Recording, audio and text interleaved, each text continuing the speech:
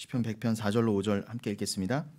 감사함으로 그의 문에 들어가며 찬송함으로 그의 궁정에 들어가서 그에게 감사하며 그의 이름을 송축할지어다. 여호와는 선하시니 그의 인자하심이 영원하고 그의 성실하심이 대대에 이르리로다. 아멘. 우리가 지난 시간에 로마서 9장을 잠깐 언급했었죠. 9장 4절로 5절 한번 열어주세요. 로마서 9장 4절로 5절입니다. 그들은 이스라엘 사람이라. 그들에게는 양자됨과 영광과 언약들과 율법을 세우신 것과 예배와 약속들이 있고 조상들도 그들의 것이요 육신으로 하면 그리스도가 그들에게서 나셨으니 그는 만물 위에서 계셔서 세세에 찬양을 받으실 하나님이시니라. 아멘. 예. 그 혈통적 이스라엘이, 육적 이스라엘이 율법을 받았대요. 구약도 받았죠. 조상도 받았어요. 아들도 받았어요. 이삭으로 대표된 아들도 받았어요. 심지어 그들에게서 육신의 예수까지도 탄생했다 말씀합니다. 그러나 그렇다 하더라도 이 모든 것을 그들이 다 받았다 하더라도 이 민족적 이스라엘이 이런 것들 다 자랑으로 여기잖아요. 우리는 선민이다. 성전도 갖고 있었다. 우리에게는 아브라함도 있었다.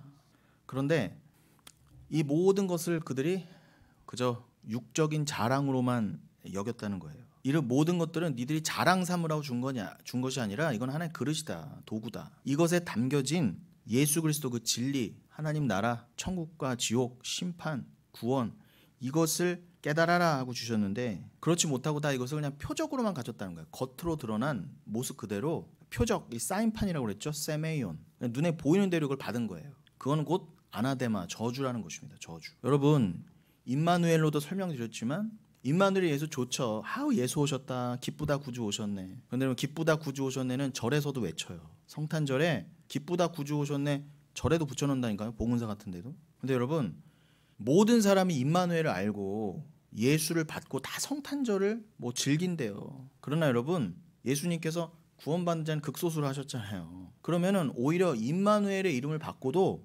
누군가에게는 저주라는 거예요. 이해가 되십니까? 예수는 돌이라고 그랬습니다.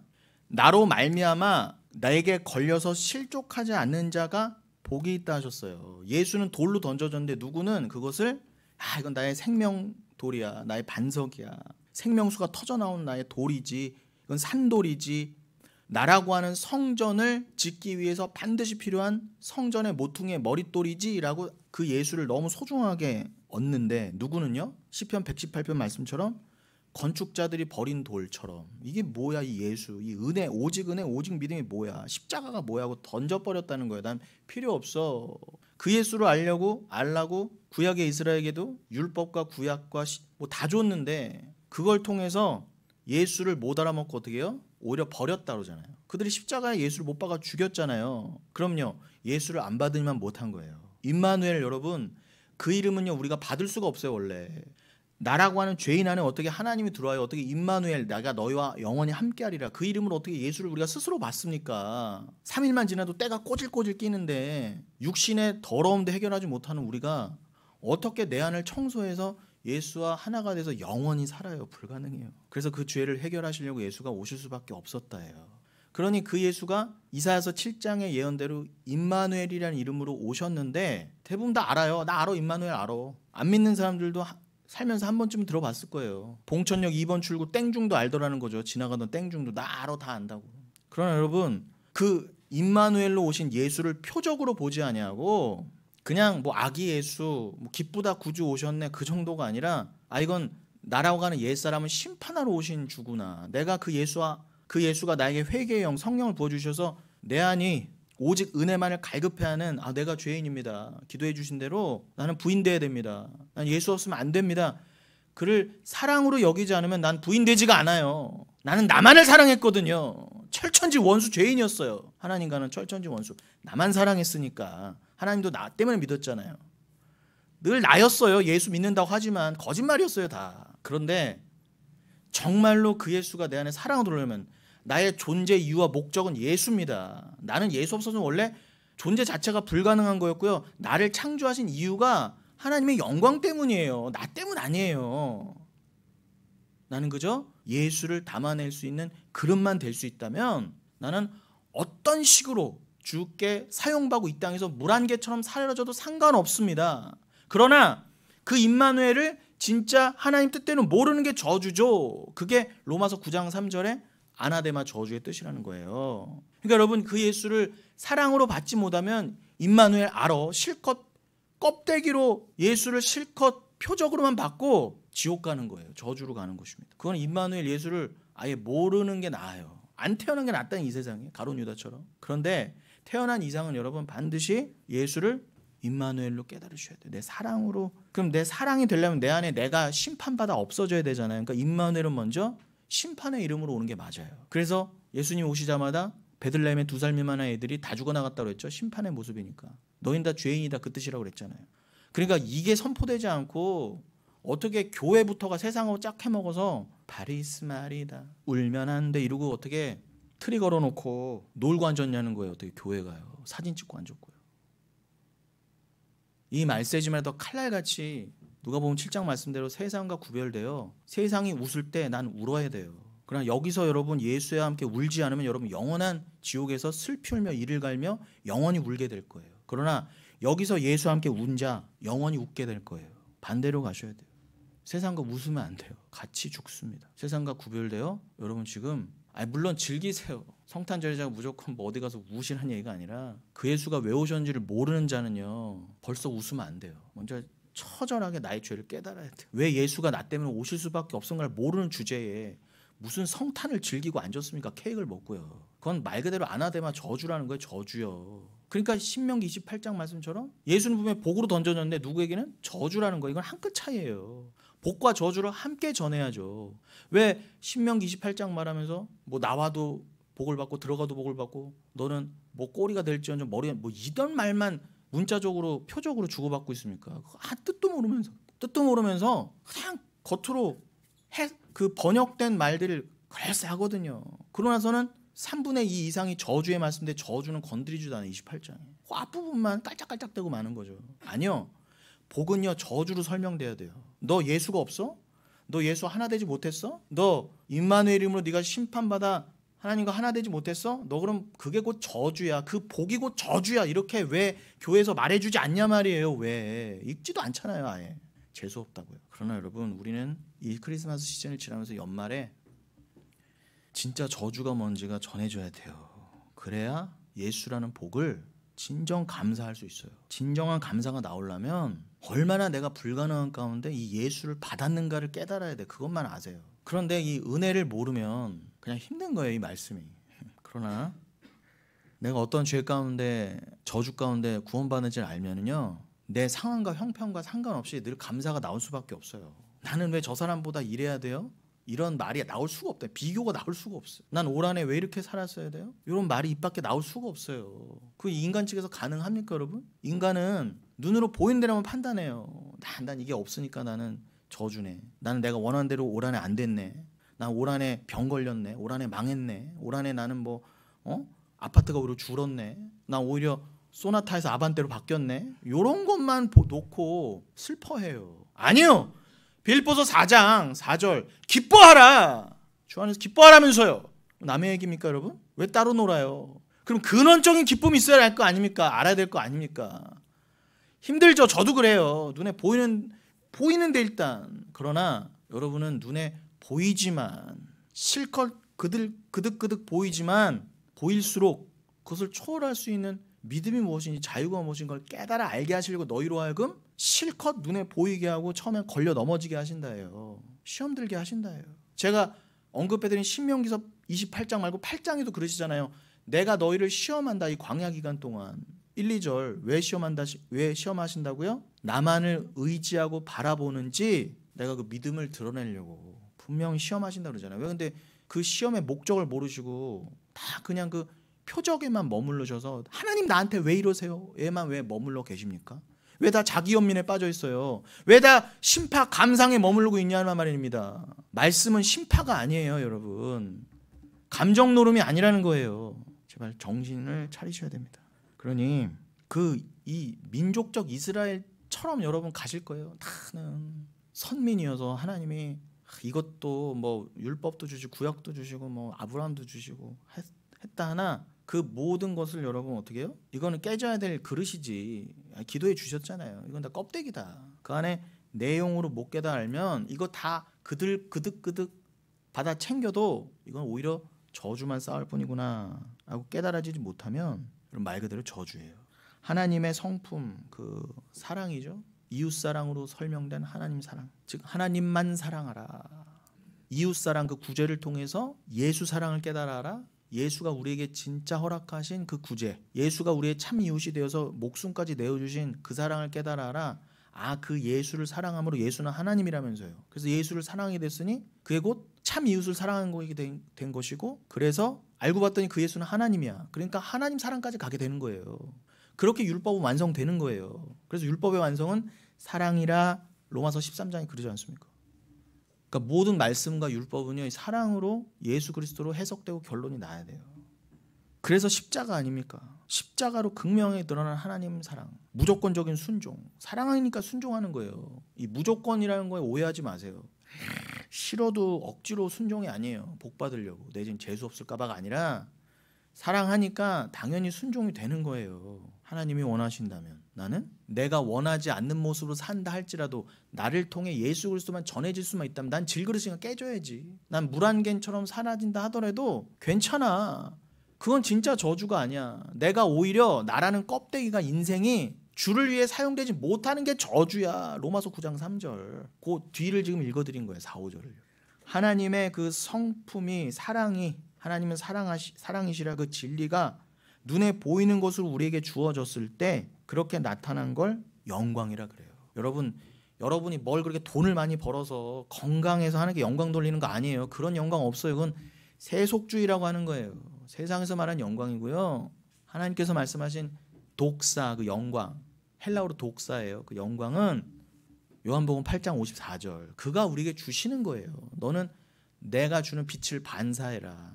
나라고 하는 사랑의 빛을 너 그냥 드러내면 돼. 너의 삶의 자리에서 왜 예수일 수밖에 없는가? 왜 예수는 하나님이신가? 십자가는 왜 사랑인가? 하나님의 그 사랑이 드러난 유일한 증거인가를 여러분이 삶으로, 입술로 전하시면 되는 거예요. 그게 영광이에요. 여러분의 각자의 맡겨진 자리에서 떠나지 않고, 그게 순종 아니겠습니까?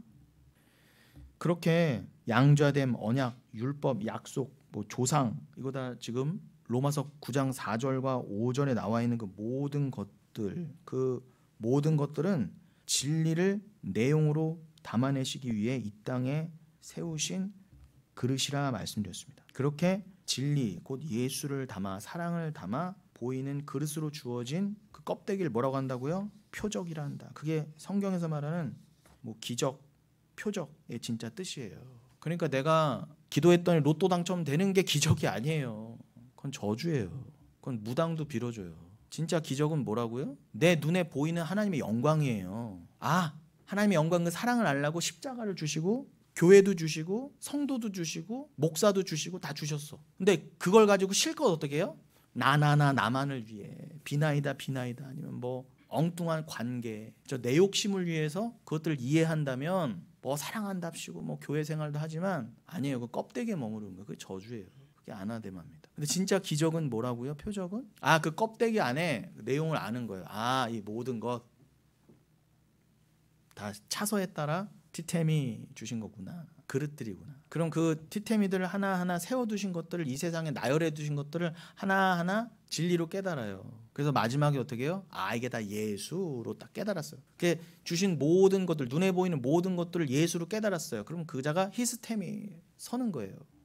그럼 위로, 아노땡, 위로 난다, 거듭난다. 니고데모에게 너는 물과 성령으로 거듭나야 돼 했을 때 그 거듭나다가 원래 뜻이 위로 난다고 그랬죠. 위로가 아나예요. 헬라어는 여러분 에피와 아나가 있어요. 위가. 근데 에피는 공간적인, 그저 물리적인 위라고 한다면 아나는 존재적인 위예요. 이거는 쉽게 말하면 천국을 말해요. 하나님 나라, 위로 나라. 그래서 아노땡인데 그 아나라고 하는 헬라어 접두사가 히스템이 붙으면 그게 뭐가 돼요? 아나스타시스가 되는 거예요.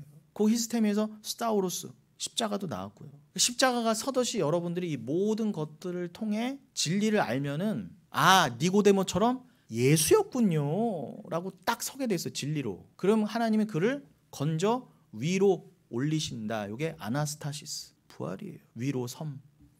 그러니 여러분, 표적에 머무르면 저주입니다. 그러니 이 표적 그 자체가 중요한 게 아니라 보이는 것 자체가 중요한 게 아니에요. 여기 우리 교회 간판 보고 내비게이션 켜고 오셨지만 그거 자체는 표적이잖아요. 이 실제를 알려주는 표적들에 불과해요. 근데 여기 당도 하시고도 이제 여기가 어딘지 알았어. 목감 남서로 9-7이 영흥교회인 거 알았는데 또 무슨 간판에 어디 붙여놓은 간판 거기 붙잡고 있고 내비게이션 붙잡고 이게 영흥교회다 착각하는 게 가장 바보 아닙니까? 근데 어떻게 우리는 예수 그리스도가 하나님 나라의 풍성함과 또 그 십자가를 알려고 우리에게 고난을도 주시고 때로는 회복도 주시는데 그거 하나에만 창념해. 그냥 가장 멍청한 거예요. 올해 안에 나한테 뭐 주셨나, 받은 복을 세워버렸더니 잘된 거, 나한테 안 좋았던 거 이거 막 구별하고 안 줬어. 선악의 주체가 돼버렸어요. 누가 그걸 좋다 안 좋다 누가 알려줬어요? 여러분에게 내가 망하고 병들고 이런 건 나쁜 거라고 누가 알려줬어요? 마귀가 알려줬잖아요. 세상이 알려준 거죠. 누가 하나님이 그거 나쁘다고 했어요? 합력하여 선이라면서요. 그 모든 것을 통해 여러분이 하나님께 더 가까이 한 발짝이라도 갔다. 무조건 선입니다. 누가 그걸 악이래요. 근데 왜 내 세상에 속고 마귀에 내다 속아 놓으시고는 왜 저한테 와서 불평하시냐 말이에요. 그러니 제발 진짜 기적이 뭔지를 알으셔서 예수가 나한테 오신 것 자체가 기적이에요. 그 사랑이 나에게 오셔서 요한복음 1장처럼 원래는 빛이 왔는데 아무도 못 알아봤어요. 심지어는 바리새인들도 예수를 잡아 죽였다고 한다면 우리는 철저한 불가능 아닙니까? 우린 다 영적인 소경이었다는 거예요. 눈 떴으나 다 소경, 살았다나 다 죽은 자. 그런데 어떻게 여러분이 성령으로 영안이 열려서 그 예수를 보게 됨과 동시에 더 나아가서 그를 사랑하게 되셨냐 말이에요. 베드로전서 1장 8절 너희가 예수를 보지 않고도 사랑하는도다. 어떻게 너희가 육신의 눈으로, 나는 사도 베드로니까 난 눈으로 보기나 했지, 니들은 어떻게 눈으로 안 보고도 예수를 사랑하니? 니들이 진짜 더 대단한 거야. 그런 거예요. 사도들도 부러워할 거 없어요. 여러분들은 말 그대로 성령으로만 예수를 사랑하게 된 자들이잖아요. 진짜 기적 아닙니까 그게? 아무리 나와야 돼 이럴 때. 그러니 제발 나한테 눈에 보이는 기적이 없다고 불평하지 마세요. 그 자가 가장 악한 자예요. 그래서 여러분 지난주에 본문이 누가복음 2장 11절로 12절이었죠. 그래서 지난주에 성탄절이기도 했지만 이러한 맥락으로 지난주에 누가복음 2장도 살펴봤던 겁니다. 열어주세요. 그 육신으로 오신 예수도 그리스도의 영을 받지 못하면 그 자체로는 표적에 불과한 것이다. 자, 표적 얘기가 여기도 나옵니다. 오늘 다윗의 동네에 너희를 위하여 구주가 나셨으니 곧 그리스도 주시니라. 너희가 가서 강보에 쌓여 구유에 누여 있는 아기를 보리니 이것이 너희에게 세메이온 표적이니라 그랬어요. 그러니까 여러분 말씀 잘 이해하셔야 돼요. 아기 예수 오셨네가 아니에요. 그 예수를 표적으로 던져주셨어요. 그것도 구유에 케이마이 누여서. 구유 이건 파트네라고 그랬죠. 이거는 히브리어로는 에부스입니다. 이게 굉장히 중요한 뜻이 있다고 그랬어요. 이 구유에 일부러 나귀의 구유에 아기 예수를 누였어요. 보이게 한 거예요. 이게 표적이에요. 그 껍데기로 보면 안 돼요. 분명히 그 아기 예수는 내용을 담고 왔단 말이에요. 그 내용을 모르면 그 아기 예수를 알고도 저주라는 거예요. 그래서요. 그 아기 예수 모르는 게 나아요. 차라리. 그 내용이 뭐예요? 11절 그리스도 주시니라. 구주예요. 아유 알아요. 나 예수가 구주신지 알아요. 계속 들어보세요. 여러분 강보에 쌓인 아기 예수 성경이 분명히 표적이다 그럽니다. 그 말은 뭐라고요? 그 아기 예수 안에 뭘 담아두셨다는 거예요. 아까 로마서 9장 4, 5절의 표현으로 하면 양자, 언약, 약속, 장자, 율법, 조상 이런 개념들이 다 들어가 있는 거예요. 조상의 대표인 아브라함에게 이삭이라는 그 약속의 씨를 주어 진짜 아들과 씨를 설명하기 위해 했던 것처럼 여러분 성경에서 씨, 그 제라라는 것은 늘 말씀을 담은 진리라는 씨를 궁극적으로 말하잖아요. 그러니까 갈라디아서 3장 16절에도 보면 그 씨는 뭐라고 그래요? 아브라함이 받은 씨는 결국 이삭이라고 한 씨는 이삭 자체가 중요한 게 아니라 이삭이라고 한 씨가 가리키는 바 그는 예수 그리스도다 그러잖아요. 그러니까 그 씨가 가리키는 바 후손이 가리키는 바 진짜 중요한 거는 예수 그리스도다. 그러니까 너희가 그 예수 그리스도를 씨로 받아 진리를 낳지 않으면 안 돼. 그렇게 이삭도 예수 그리스도로 봐야 됐던 것처럼 그렇게 아브라함에게 이삭을 주면서 장차 오실 메시아를 너 알아먹어라 주셨어요. 그거를 아브라함은 예수 그리스도로 깨달았단 말입니다. 그 증거가 뭐예요? 모리아산에서 창세기 22장 모리아산에서 야훼 일에 대신 준비하신 어린 양을 통해 깨달았잖아요. 아, 단순히 이삭 밭이라는 게 아니었구나. 이 이삭이 가리키는 바 이삭은 곧 나잖아요. 아들은 나니까. 아들을 죽이라는 건 자기 부인의 상징이고, 근데 그 이삭조차도 안 받으시고 따로 준비하신 어린 양을 받으셨다는 건 대체물이 있다는 거잖아요. 그 대체물, 덮는 자, 메시아, 구주, 이삭이 가리키는 바 진짜 재물. 여기 모리아산은 나중에 십자가가 설 곳이지, 여기가 시온산이지, 여기가 예루살렘이잖아. 여기서 십자가에 드려질 하나님께서 진짜 받으실 그 재물, 그걸 이삭을 통해 알았단 말이에요. 이삭은요, 아브라함은.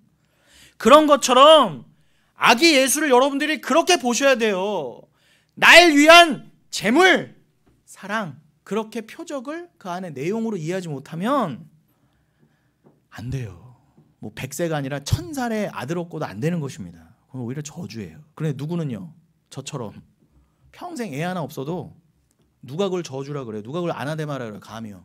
왜 보이는 것으로 판단해야 말이에요, 인생을요. 여러분, 제가 그렇게 불쌍해 보이세요? 애가 없어서요? 세상에서 불쌍할 수 있죠. 그러나 주 앞에서는 그렇지 않습니다. 그러나 여러분, 제발 자유하십시오. 결혼을 하든 안 하든, 애를 낳든 안 낳든 그게 중요한 게 아니에요. 애를 10명, 20명 낳으면 뭐합니까? 이삭을 통한 예수를 모르는데. 그러니 여러분, 위에 성창이 와 있나? 이삭이 아빠. 성창이는 알아요. 나에게 주신 이 아들 이삭이 그 예수, 그 씨, 그 진리라는 걸 알기 때문에 자기 아들 이름을 이삭이로 붙인 걸로 믿습니다. 자, 그런데도 불구하고 이 바리새인들이 아브라함이 이해한 그 말씀대로 이해하지 못하고, 그러면서도 우리 조상은 아브라함이라고 자랑만 하고 있는 거예요. 이 혈통으로만 자랑하고 있고. 그렇게 혈통 얘기하니까 내가 몇 대째 기독교 집안이다 뭐 이런 것만 자꾸 강조하니까 예수님이 뭐라고 일갈하셨다고요? 뭐가 아브라함이 네 조상이라 그래. 아브라함은 아들을 그렇게 보지 않았다니까. 그런데 너희들은 조상을 엉뚱하게 보고 있지 않니? 니들이 받은 뭐 조상, 뭐 아브라함, 율법 이런 걸 다 엉뚱하게만 보고 있잖아. 너희들 행위의 대상으로만 보고, 자랑의 대상으로만 보고 있잖아. 그래서 너희들의 아비는 뭐라고요? 마귀다. 이 마귀 새끼야. 한마디로 가르면 누구한테요? 바리새인한테. 하나님 잘 믿고 있던, 평생 예배 잘 드리고 있던 바리새인한테 가서 이 마귀 새끼야 그랬어요. 당연히 돌맞죠, 예수님이요. 여러분, 모르면 마귀 새끼입니다. 평생 교회 다녀도 제 눈에 마귀로밖에 안 보여요. 요한복음 1장 9절로 14절 열어주세요. 요한복음 1장 9절로 14절. 참 빛 곧 세상에 와서 각 사람에게 비추는 빛이 있었나니 그가 세상에 계셨으며 세상은 그로 말미암아 지은 바 되었으되 세상이 그를 알지 못하고 자기 땅에 오매 자기 백성이 영접하지 아니하였으나 영접하는 자 곧 그 이름을 믿는 자들에게는 하나님의 자녀가 되는 권세를 주셨으니 이는 혈통으로나 육정으로나 사람의 뜻으로 나지 아니하고 오직 하나님께로부터 난 자들이니라.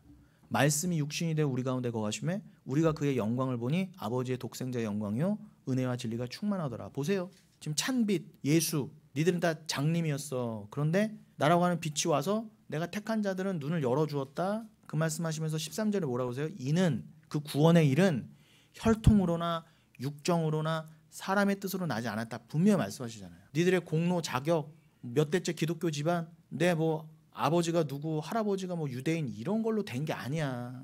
분명히 말씀하시잖아요. 근데 왜 자꾸 혈통 따져, 내 앞에서 감히, 예수님 앞에서. 그러면서 14절에 뭐라고 하셨다고요?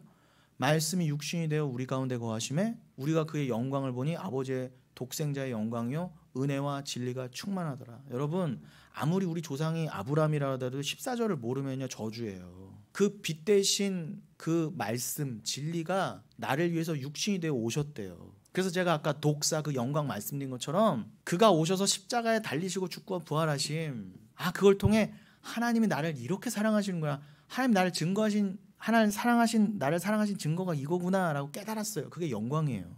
여러분이 돈 많이 벌어서 영광 올려드리는 게 아니라 원래 영광은 완벽했다. 하나님은요, 여러분이 뭘 더해서, 내가 열심히 뭘 해서 하나님 나 부끄러워요, 하나님 뭐라도 해드려야 되는데, 하나님 부족한 걸 내가 좀 채워드려야 되는데, 그렇게 누가 영광 받으신대요. 제가 아까 요한복음 8장 34절 54절 말씀드렸잖아요. 요한복음 5장 54절.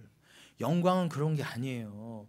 그런 영광은 여러분 인본주의적인, 내가 뭘 해드려야 돼 하나님께. 하나님 뭐 부족해 보여, 내가 더 기도해드리고 내가 뭔가를 내가 잘남으로 하나님께 채워드려야 돼. 그게 가장 썩어빠진 마귀들의 생각이라는 거예요. 아니 하나님 원래 영광이 충만하세요. 부족한 게 없으세요. 나는 사랑의 완성이야. 내가 사랑이야 라고 쫙 빛을 비춰주시는. 그럼 나는 그냥 해가 달이 해의 빛을 받아 반사하는 것처럼 여러분 그냥 반사체가 되면 돼요. 어머 맞아요. 나는 그 빛을 그냥 받아야 돼요. 그 빛은 깨달음은 사랑한 자만 주시는 거죠. 이건 혈통으로나 육정으로 되는 게 아니에요. 내 육신의 뜻으로 되는 게 아니죠. 내 의지로 되는 게 아니죠. 진리가 깨달아지는데 어떻게 그게 의지로 돼요? 여러분이 아시잖아요. 이건 배워서 되는 것도 아니고 가르친다고 되는 것도 아니에요. 그냥 들어와야 돼요. 말씀이. 그 말씀이 내 안에 들어왔어요. 임마누엘에서 들어왔어요. 그의 영광을 알았어요. 그 영광의 내용이 뭐라고요? 아버지의 독생자의 영광. 아버지의 영광이고 예수의 영광이고 은혜와 진리가 충만하더라. 여러분 예수 자체가 진리이시고 예수 자체가 은혜이세요. 여러분 예수를 깨닫고 예수와 하나 되신 것 자체가 은혜라니까요. 근데 오늘날 썩어빠진 기독교는 다 뭐라고 그래요? 은혜 어쩌고저쩌고. 은혜는 엄청 말 잘해요. 은혜를 받아야 된다고. 난 은혜로만 돼요. 말은 잘해요. 근데 은혜를 다 어떻게 오해해요? 내가 하나님의 능력을 기도를 통해 받아서 뭘 해야 된대 자꾸. 하나님의 능력을 빌어 내가 원하는 걸 얻어야 된대. 내가 빌은 소원이 있어. 요걸 내가 잘나서 내가 기도도 하고 내가 잘나서 열심히 행했더니 하나님이 나한테 은혜로써 주셨대. 이거 다 썩어빠진 마귀의 생각이라는 거예요. 근데 오늘날 가만 보세요. 모든 교회가 이거에 물려 있어요. 물들어 있어요. 심각한 겁니다. 예수 자체가 은혜예요. 예수 자체가 기적이란 말입니다. 여러분이 진리를 받으시고 그걸 깨달은 것 자체가 기적인 것이지 자꾸 뭐 간증하시려고 하지 마세요. 다 내려놓으십시오. 자, 아까 누가복음 2장으로 돌아가면은 거기서 구유라는 말이 에부스라고 그랬죠. 에부스. 이 단어는 하나님께서 하늘의 성전, 그 말씀, 그 진리를 눈에 보이는 약속으로 주심이라는 뜻을 갖습니다. 구유란 말씀, 구유, 그 에부스, 파트네라는 단어를 잘 파자해 보면 그런 의미가 있어요. 눈에 보이는 것으로, 눈에 보이는 약속으로 하나님께서 성전을 주신 거예요. 하늘의 성전. 여러분 진짜 성전은 하늘에 있잖아요. 그건 하나님 나라라면서요. 그리고 성전이 육신을 입고 오신 분이 예수고, 그래서 요한복음 2장 저 눈에 보이는 돌로 만든 성전 저거 다 무너질 거야. 저 내가 왔으니까 무너져야지. 자꾸 저희 가서 절하고 이러지 말아라. 그 눈에 보이는 돌로 만든 성전이고 나를 가리키는 거야. 분명히 말씀하셨잖아요. 근데 어디 지금도 무슨 예루살렘 어딜 가시려고 그래 도대체. 거기 지금 성전도 있지 않은데. 예수도 모르는 주제에 무슨 성전 얘기를 해요. 그 성전은 말씀 예수라면서요. 그도 그럴게. 그래서 율법에서 어떻게 해요? 출애굽기 때부터 성막 짓고 성전 지으라고 하면서 다 하나하나 모든 걸 어떻게 해요? 예수를 설명하기 위함이다라고 히브리서 8장이 도장 찍어주잖아요. 그 모든 율법, 성막, 성전은 다 하늘의 그 진리 예수, 그 예수로 설명된 하나님 나라, 그거를 율법으로도 표현해 보신 거예요. 근데 그렇게 알라고 율법을 줘봤더니 어떻게 다 이거 지킨다 하고 앉았어요. 내가 지킬 수 있네 없네, 먹네 안 먹네, 해라 하지 마라로 다 윤리 도덕으로 읽고 앉았다는 거예요. 침 뱉지 말아라, 가면서 뒷사람 앞사람 밀지 말아라, 이렇게만 읽대. 물론 그렇게 해야죠. 여러분 그게 가면서 길에다 막 침 뱉는 게 인간이에요? 그건 예수 안 믿는 사람들도 해요. 그거 하자가 기독교의 지향점이 되면 안 되지 않습니까? 그거는 성령 안 받은 자들도 하는 거예요. 그럼 성령 받은 자만이 내놓을 수 있는 열매가 있을 거 아닙니까? 그게 바로 믿음이에요. 저기를 믿는 믿음이요. 아, 이게 다 예수님 얘기였구나, 한마디로 그 얘기입니다. 그래서 그렇게 깨닫는 것, 고랬을 때 그걸 에부스라고도 표현하네요. 구유. 저 눈에 보이지 않는 저 성전, 하나님 나라를, 예수를 내가 구유에 누인 아기 예수로 설명해 볼게. 그런데 그 구유에, 그런데 이 구유의 하나님의 그 하늘, 그 성전이 그게 양식인데, 여러분 구유가 먹이통이잖아요. 나귀가 여물을 먹는 먹이통이란 말입니다. 근데 거기에 아기 예수가 누이셨다는 뭐예요? 아기 예수가 우리의 양식이라는 뜻이에요. 나귀는 누구? 우리잖아요. 예수님 들쳐업고 예루살렘 성에 입성했던 우리 나귀. 그러니까 이 예수는 나귀가 또 얼마나 제멋대로고 연약하고 고집도 세고 별 볼 일 없는 게 또 나귀잖아요. 말도 아니야. 나귀. 짐이나 끌고 다니고 있으나 없으나 하는 존재. 그러니까 일부러 예수님께서 어떻게 해요? 주가 쓰시겠다라고 뱃박에서 끌어오라고 한 게 뭐예요? 나귀였잖아요. 나귀 새끼 그것도. 스가랴서 9장 9절을 이루시려고. 백마 타고 들어가야죠. 저 김정은도 타고 이만희도 타는 그 백마도 놔두고 왜 나귀 타시냐 말이에요. 아직 넘기지 마세요. 제가 넘기라고 할 때 넘겨주세요. 누가복음 다시 2장으로 돌아가 계세요. 그래서 이 구유에 이게 바로 너희의 진짜 양식이야. 참 양식이야. 그 예수가 이렇게 뉘어져 있어요. 보라고. 너희의 양식이 예수야. 진짜 참 양식. 그래서 우리는 그거를 보세요. 어떻게 아기 예수를 뜯어먹어요. 빵처럼. 그럴 수 못하는 것처럼 이 아기 예수를 막 문자적으로 뜯어먹는 그 양식이 아니라 이 아기 예수는 우리의 영의 양식, 저 천국의 양식이구나 딱 알면은 그거야말로 어떻게 해요? 눈이 열리는 거예요.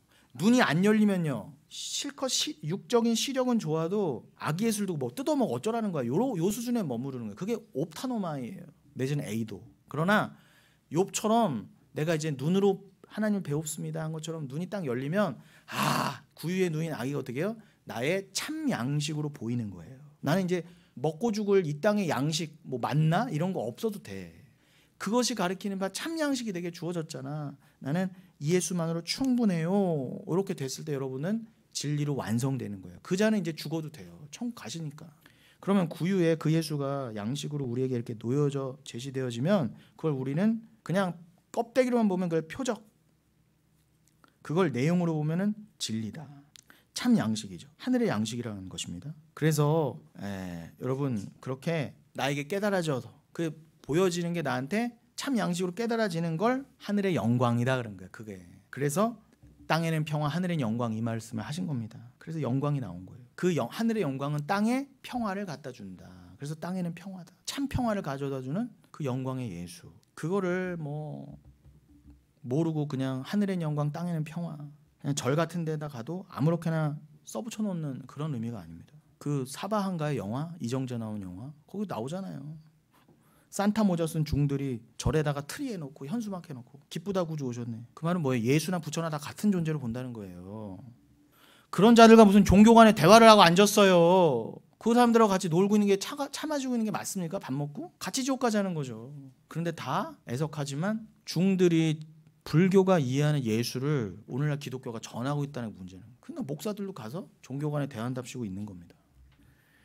얼마든지 여러분 우리는 내어줄 수 있고 대화할 수 있어요. 그러나 그 상대가 예수를 깨닫게 하려고 우리는 나를 희생하고 때로는 내 거를 취해서 넘겨주면서 뭐 희생도 해보고 관계도 맺어보지만 결국 그 사람이 예수를 모른다. 천국을 인정하지 않는다.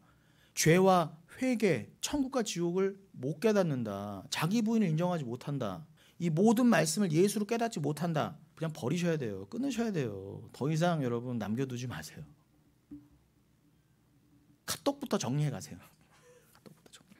자, 그렇게 예수와 구유가 하나가 되어 있는 그 영국, 그건 표적입니다. 그래서 예수는 아들을 주셔서 우리도 아들로 만드시겠다고 하는 그 언약. 여러분도 아들로 만드시겠다고 하는 예수를 통해서 여러분도 진리로 만드시겠다는 그 약속과 언약, 그 내용을 담고 오신 게 바로 구유에 누이신 아기 예수라는 겁니다. 자, 그런데 그 예수를 그냥 표적으로만 보면 그게 다른 성경에서는 뭐라고 표현했다는 걸 간음이라고 해서 간음. 잘 기억해 두세요. 그것이 바로 음행이라는 거예요. 눈에 보여진 표적을 하나님 뜻대로 못 알아보고 그냥 내가 원하는 대로 갖는 걸 그걸 성경이 간음이라 그런다. 출애굽기 32장 생각하시면 돼요. 하나님 니들이 뭔데 하나님을 안다고 그래? 아유 하나님은 금송아지잖아요. 이게 이 금송아지가 우리를 애굽에서 건져낸 하나님이다라고 만들어냈잖아요. 그게 간음이에요. 그러니까 이 땅에서 뭐 간통, 육적인 간음, 성적인 타락은요. 그 자체도 나쁘지만 그 자체 그냥 그 정도는 사실은 대단한 거 아니에요. 진짜 죄는 뭐예요? 그 육적인 죄들이 가리키는 바 진짜 영적인 간음을 알라는 거예요. 그런 여러분 세리와 창녀는 건진 받았잖아요. 깨달은 자는. 창녀도 건진 받았다니까. 그런데 내가 진짜 영적으로 가늠한 진짜 창녀죠. 세상의 창녀들 가리키는 바 내가 참 창녀인 줄은 모르고 예수를 의지하지 않아. 내가 몇 대째 기독교 집안이고 내가 혈통으로는 아브라함이 조상이고 내가 교회에서 봉사한 게 몇 년이고 나 목사야 이런 자들이죠. 따지 지옥 가는 거예요. 간음죄가 해결이 안 됐거든요. 내가 왜 예수 피가 필요한지 정확하게 깨달아지지 않은 자는 안 알아줬는데 사역도 한대요. 예수 믿는다면 마태복음 16장 열어주세요. 1절로 6절. 바리새인과 사두개인들이 와서 예수를 시험하여 하늘로부터 오는 표적 보이기를 청하니. 하늘에서 오는 기적 보여줘. 유대인들이 그랬어요. 기적 좀 보여줘 제발. 눈에 보이는 걸로 좀 보여줘. 내가 그럼 믿을게. 그랬어요. 그랬더니 2절에 예수께서 대답하여 이르시되 너희가 저녁에 하늘이 붉으면 날이 좋겠다 하고 아침에 하늘이 붉고리면 오늘은 날이 굳겠다 하나니 너희가 날씨는 분별할 줄 알면서 시대의 표적은 분별할 수 없느냐.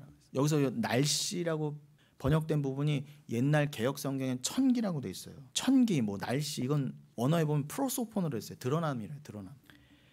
너희들이 그 드러난 것, 그 하늘의 껍데기죠. 뭐 날씨, 뭐 하늘이 빨갛다, 파랗다, 맑다, 흐리다. 요거는 볼 수 있으면서 그 나타남, 겉으로 드러나는 것만 그건 밖의 것이잖아요. 왜 그것만 보고 거기서 머무느냐는 거예요. 그거를 여러분 그냥 드러난 거 프로소폰 이거를 날씨 내지는 천기라고 번역을 해놨는데 이게 여러분 옛날 성경 천기라고 해놨더니 뭐 천기 누설 자꾸 이렇게 하는데 한자 자체가 달라요. 무슨 무당도 말해주는 천기 이런 거 아닙니다.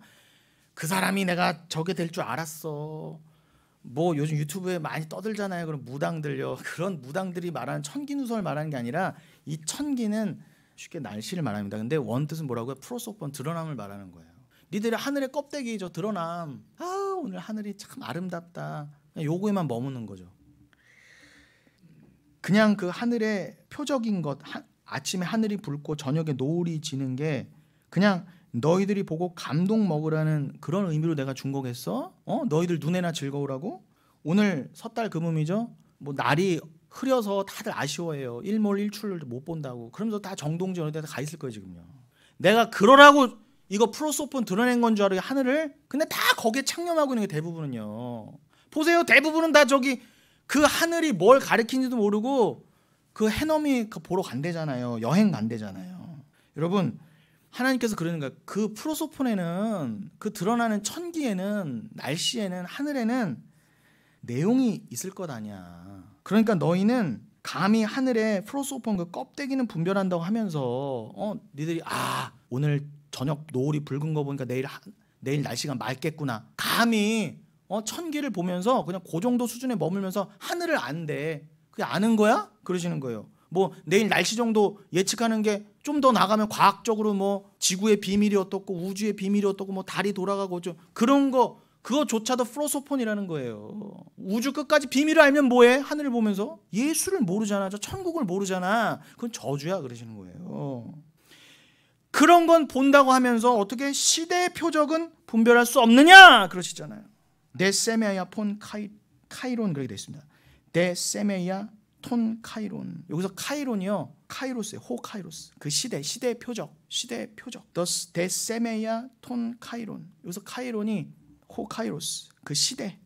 카이로스 아시죠? 하나님의 시간이라면서요. 뭐 카이로스 영원이라면서요. 그러니까 드러난 것을 보고 그 표적을 보고 어떻게 카이로스를 몰라? 그게 저주라는 거예요. 그게 시대의 표적은 분별할 수 없느냐의 진짜 뜻인 것입니다. 그러니까 그 카이로스가 담고 있는 그 내용으로서의 표적은 너희들이 못 보잖아. 그러니 4절 이 악하고 음란한 세대. 그러니까 악하고 음란한 말은 누가 듣는 거예요? 그냥 하늘 보고 아름답다에 머무르는 자들. 그 자들이 진짜 악하고 음란한 거예요. 뭐 저 창녀, 뭐 교회 안 다니는 사람이 악하고 음란한 게 아니라 교회 실컷 다니면서도 하늘을 보고 그냥 그 표면에 머무르는 게 진짜 악하고 음란한 거예요. 그들이 다 누구였다? 바리새인이고 그 당시에 하나님을 사랑한다는 자들이었다는 거예요. 악하고 음란한 세대가 표적을 구하나 요나의 표적밖에는 보여줄 표적이 없느니라 하시고 그들을 떠나 가시니라. 제자들이 건너편으로 갈새 떡 가져가기를 잊었더니 예수께서 이르시되 삼가 바리새인과 사두개인들의 누룩을 주의하라 그러십니다.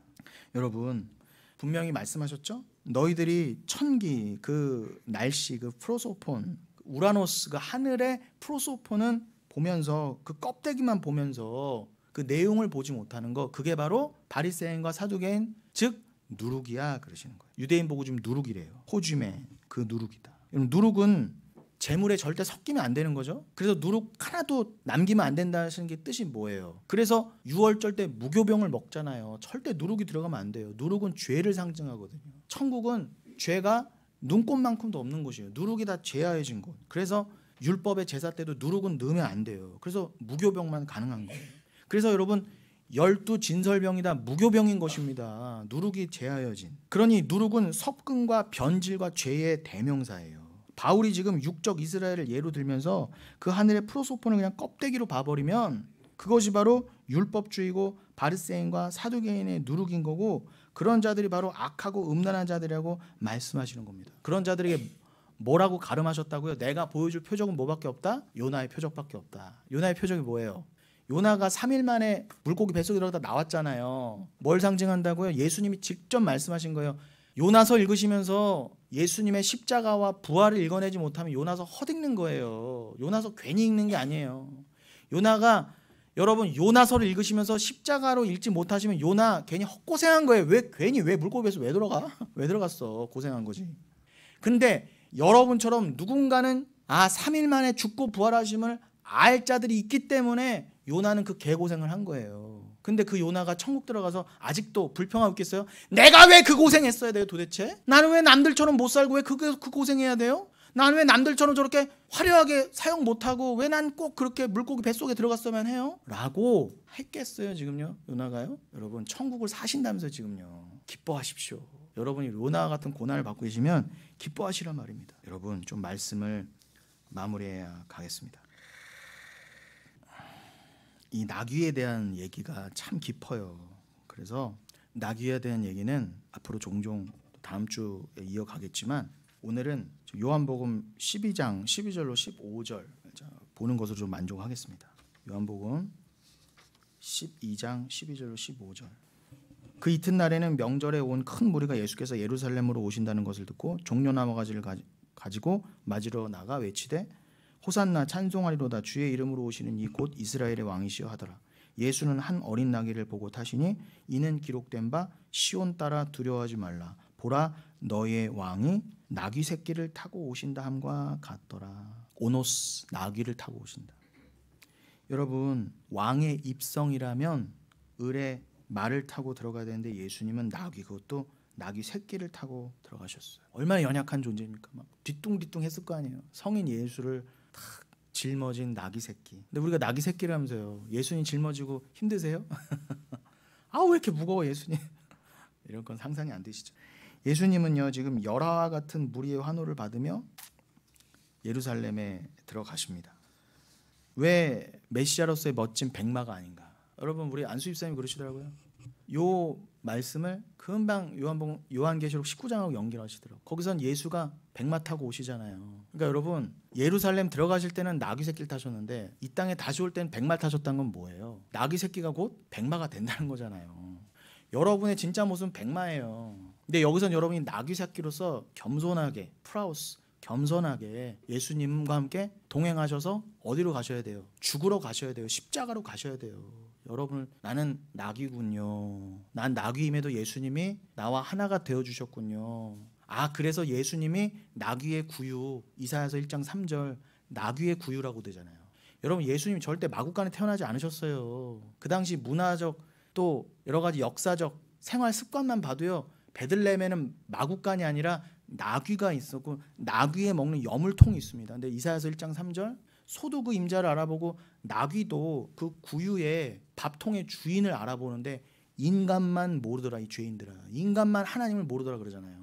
우리는 사실 나귀보다도 못한 거예요. 근데 그냥 나귀로 우리를 설명해 주신 거예요. 연약한 나귀로. 근데 예수님께서 왕이신데도 불구하고 겸손하게 나귀 새끼밖에 안 되는 우리와 하나가 돼주신 거예요. 그래서 우리와 함께 십자가로 들어가시는 거예요. 예루살렘으로. 그래서 우리와 함께 죽으시고 부활하신 뒤에는 지금 하늘의 왕이요 심판주로 다시 오실 거 아닙니까? 그때는 뭐 타고 오신다? 백마 타고요. 여러분들이 그때도 예수와 함께 하나가 되어 이 세상을 심판하실 거예요.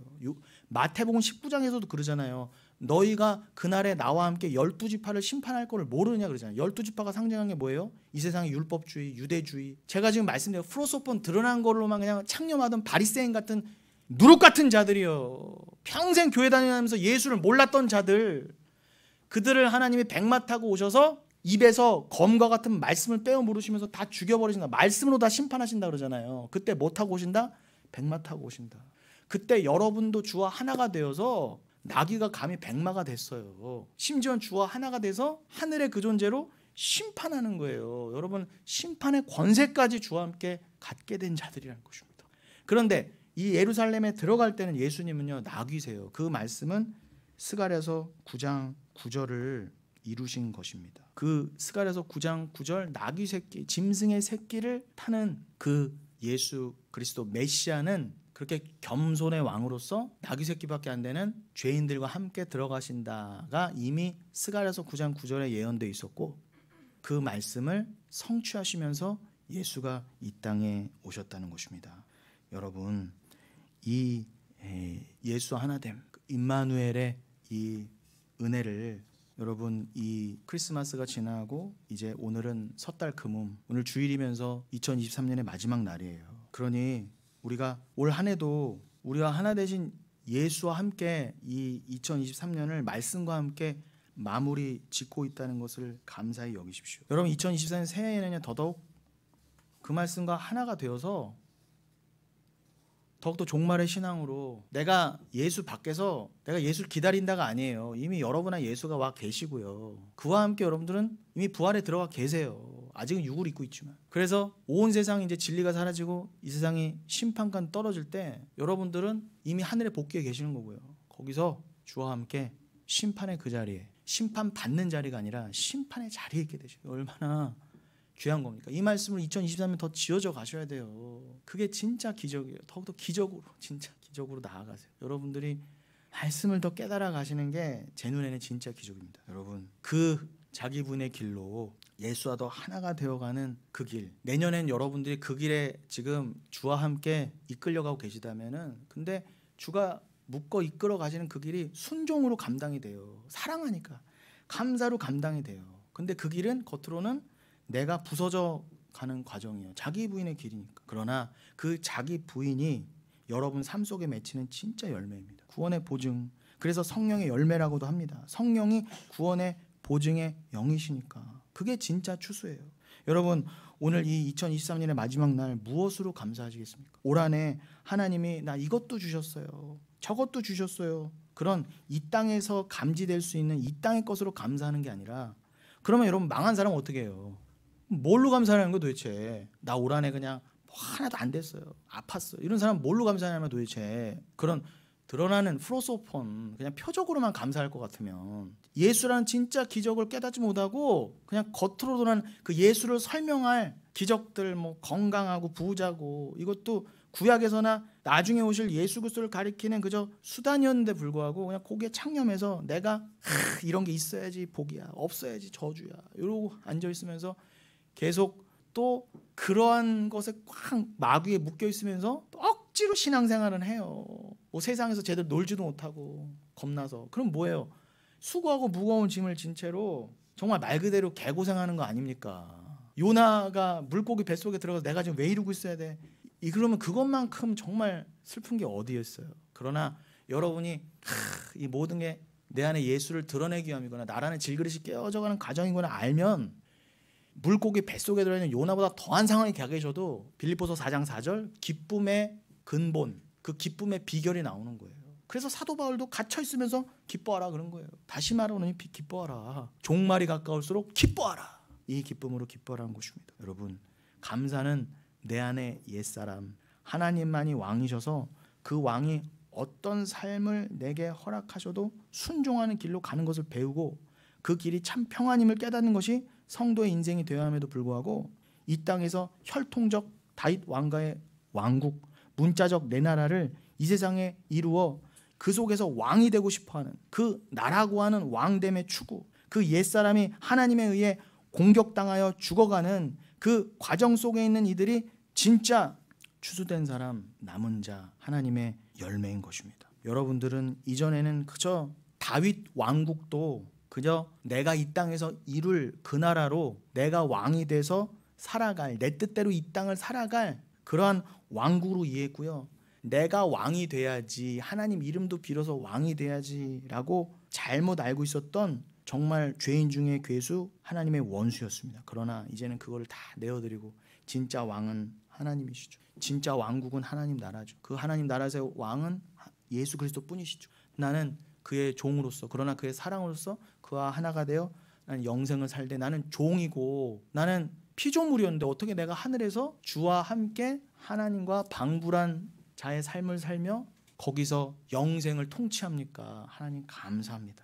여러분들이 그것을 깨닫고 감사하는 그 감사라고 하는 열매, 그렇게 조금씩 성도가 되어가는 그 모습이 하나님께서 원하신 진짜 감사예요. 그 감사를 오늘 이 2023년 마지막 날에 드리시기 바랍니다. 자기 부인된 여러분이라는 열매, 여러분 자체를 드리시기 바랍니다. 그 진짜 추수로 감사할 수 있는 여러분이 되시기를 정말 바라겠습니다. 그래서 오늘 본문이었던 시편 100편 4절로 5절을 읽고 마치겠습니다. 그래서 제가 오늘 이걸 본문으로 삼았던 거예요. 감사함으로 그의 문에 들어가며 찬송함으로 그의 궁정에 들어가서 그에게 감사하며 그의 이름을 송축할지어다.